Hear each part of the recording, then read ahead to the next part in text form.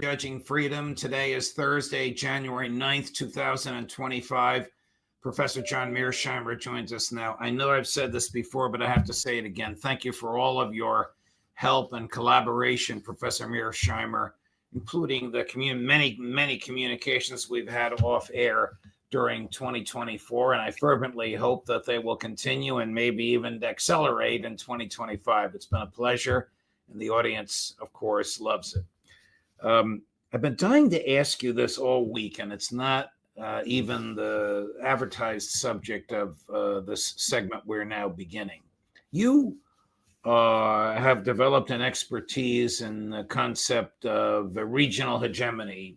China has its area of hegemony, leave them alone. The U.S. has its area of hegemony, leave us alone, although the U.S. tries to get into other people's. Russia has its area of hegemony, leave it alone. What will happen in the Kremlin if the United States, by hook or by crook, by sale and acquisition or by military force, acquires Greenland? Well, I don't think there's much the Russians can do to prevent it.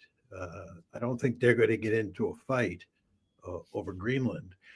What's going on here is in large part a consequence of the Ukraine war. I don't think that most people realize this, but as a result of the Ukraine war, we in effect picked a fight with Russia. And Russia and the United States are both mortal enemies, and we're both physically located, even without Greenland, in the Arctic. Furthermore, as a result of the Ukraine war, Finland and Sweden have joined NATO. That means of the 8 countries that are physically located in the Arctic, 7 of them are NATO countries. Now, this is a huge problem for the Russians because there's all this activity, this new activity up in the Arctic because the ice is melting. So what the Russians have done, they didn't want to do this, but we in effect forced their hand, is they've invited the Chinese to go up to the Arctic with the Russians. Oh, my goodness. The fact that there are 7 NATO countries out of the 8 up there. So what you have is an area of increasing strategic concern where the Russians are nervous and the Russians have invited the Chinese in. And of course, we're getting nervous as well because we understand the importance of the Arctic. So it's not that surprising that Trump is talking about taking Greenland. Do you subscribe to the theory that some of your colleagues on the show, for whom I know you have a lot of respect, and it's a bilateral respect, of course, have, which is that Trump is anticipating an embarrassing and humiliating American defeat in Ukraine and will divert attention from that humiliation to some other triumph, whether it's the seizure of Greenland, the seizure of the Panama Canal, or even attacking Iran?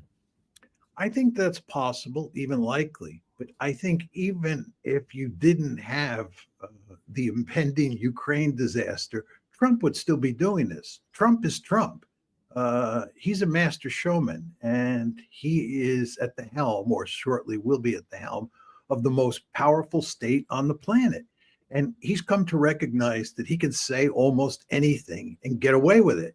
And given his basic personality, he does shoot off at the mouth all the time.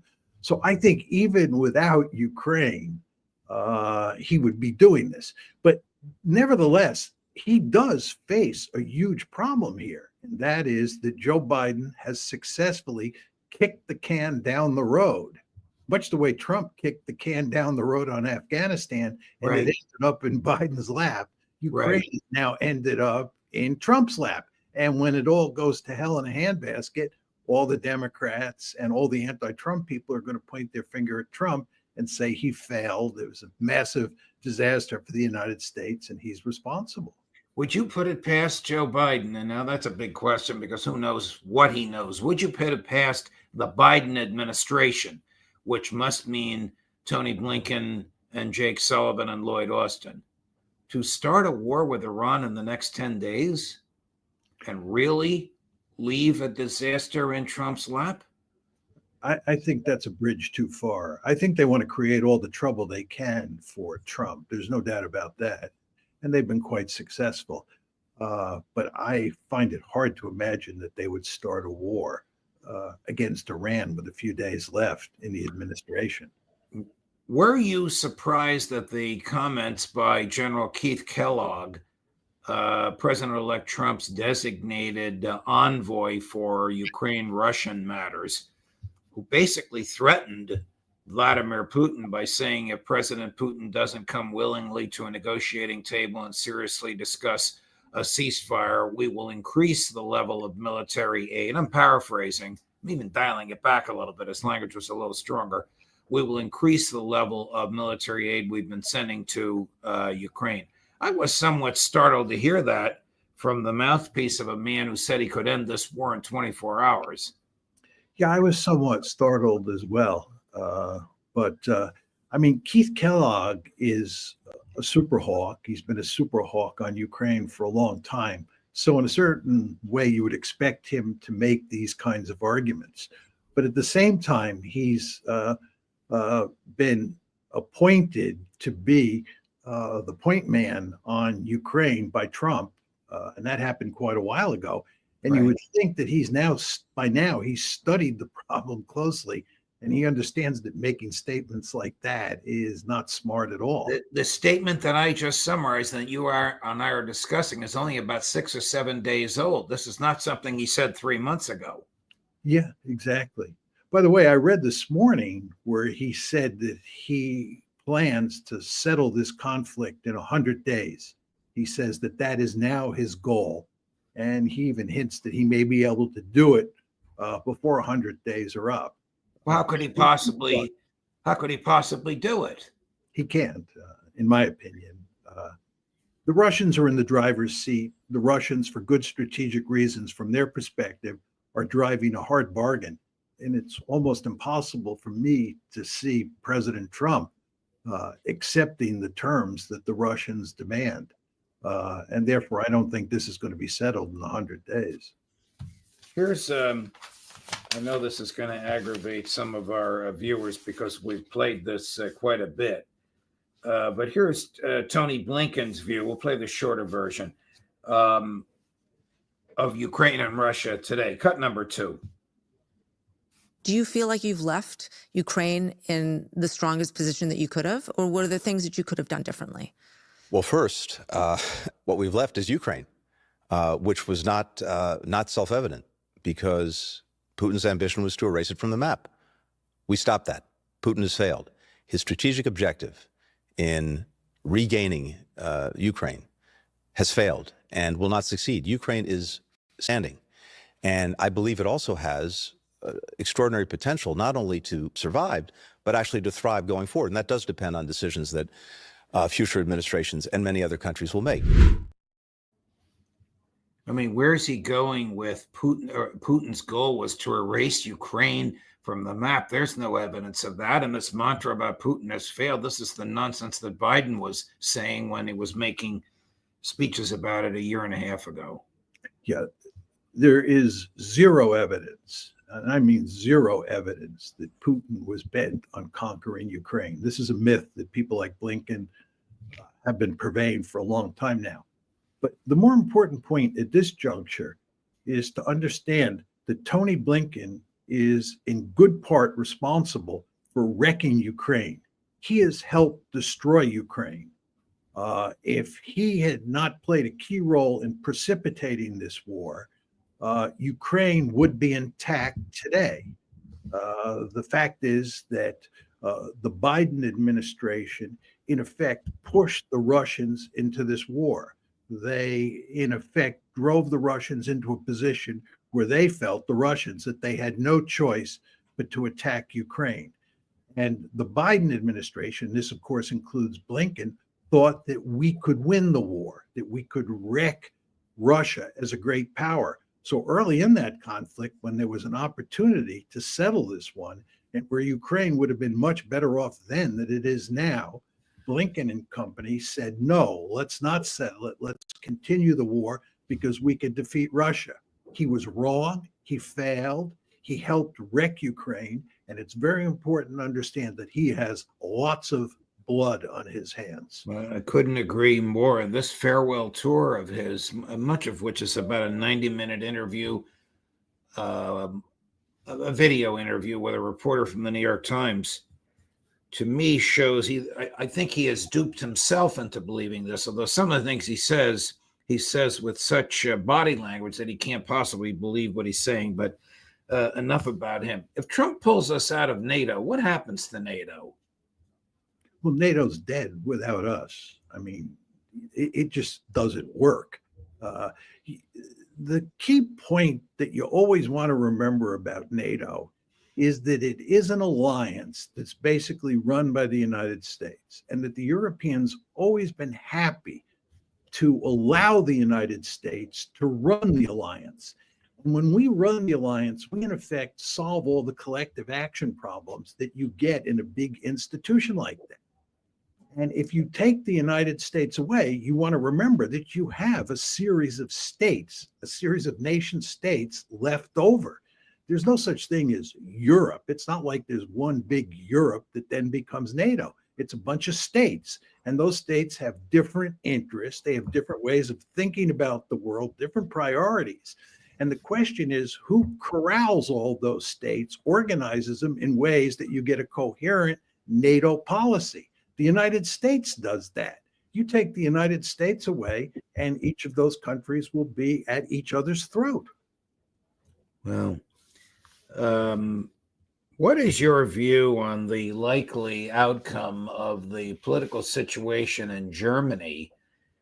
And if the hard right, and maybe it's not that hard right, if the anti-immigrant nationalist party, forget the name, AfD, comes into power, will Germany secede from either the EU or NATO? I don't think if the AfD were to win an election and actually take power in Germany, that Germany would leave the alliance. And I don't think it would leave the EU either. I think that it would be a serious blow to NATO. And you want to understand that what's happening here is that NATO is on the verge of suffering two serious punches to the gut. One is that Donald Trump is going to come into the White House, and he loathes the Europeans, who he thinks are a bunch of free riders, and he really has no use for NATO. So that's problem number one that they face. And the second big problem that all these NATO states face is that we're going to lose in Ukraine. And this is going to be a major league humiliation. So the future of NATO in general is in question. And then you throw into that a situation where you get a government in Germany that stays in NATO but has no enthusiasm for NATO or for American policy, and you have a prescription for really big trouble. What's happening in Europe? The government of Germany has collapsed. The government of Austria has collapsed. France changes prime ministers every 3 or 4 months. Is there a theme or an undercurrent of something that you can put your finger on, Professor Mearsheimer? Very important. You want to also remember that in Romania, you had an impending election where it looked like the far right was going to win, and the governing forces canceled the election. Right. So that's just another country. I mean, what's happening in Europe is what's happening in the United States. And basically, the liberal order that was created after the Cold War ended and that flourished in the 90s and in the early 2000s is coming apart at the seams. And it's not just the international liberal order or the liberal international order that's coming apart at the seams. It's liberalism or liberal democracy inside of particular states. And in effect, what's happening is that nationalism is rearing its head. And nationalism is challenging the unbounded liberalism that we had in all of these states for most of the post-Cold War period. I want to talk to you about another area of your expertise, which is the relationship between Israel and the United States and the extraordinary influence that the government of Israel has through American dollars on the government of the United States. In the past week, two events involving Israel and free speech occurred.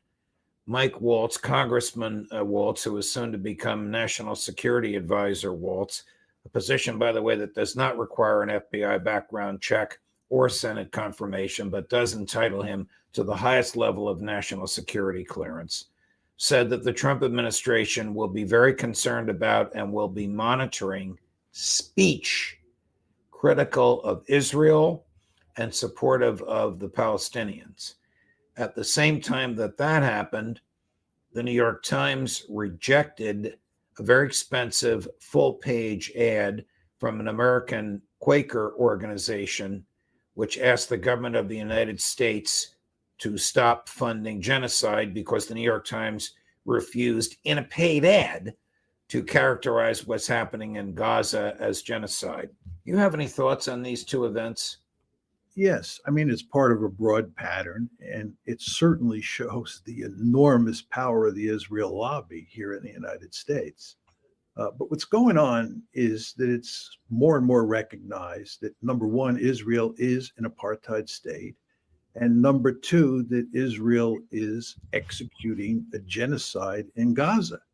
And there is actually huge resistance to those two facts inside of the United States. There are a lot of people who want to speak out. And this is what you get with this advertisement that the New York Times rejected. What the New York Times was very upset about was that the word genocide was used in the advertisement. The New York Times said you can't use the word genocide. You want to think about that. This is a country where we're talking about Israel, where there's all sorts of evidence that it's committing a genocide. And you have an organization that wants to put an ad in the New York Times that uses the word genocide, and the Times says no. Now, you want to ask yourself, what's going on here? The problem is that Israel is under siege here in the United States in certain quarters, and more people are talking out about apartheid and genocide. And the Israel lobby is going to enormous lengths to put pressure on policymakers and on journalists and on university presidents to suppress that speech. They don't want people talking about genocide and apartheid. Were you surprised that Mike Waltz did this, or is the mentality the same? No matter who runs the government, one team has D after their names and the other has R. Of course, and that's because the lobby is so powerful. I mean, there's no difference between the Democrats and the Republicans on this issue. As I said the last time I was on the show, people have been saying that from a hardliner's point of view inside of Israel, they're really thankful that Trump is replacing Biden because Biden wasn't supportive enough of Israel. This is a laughable argument. Biden was fully supportive of Israel.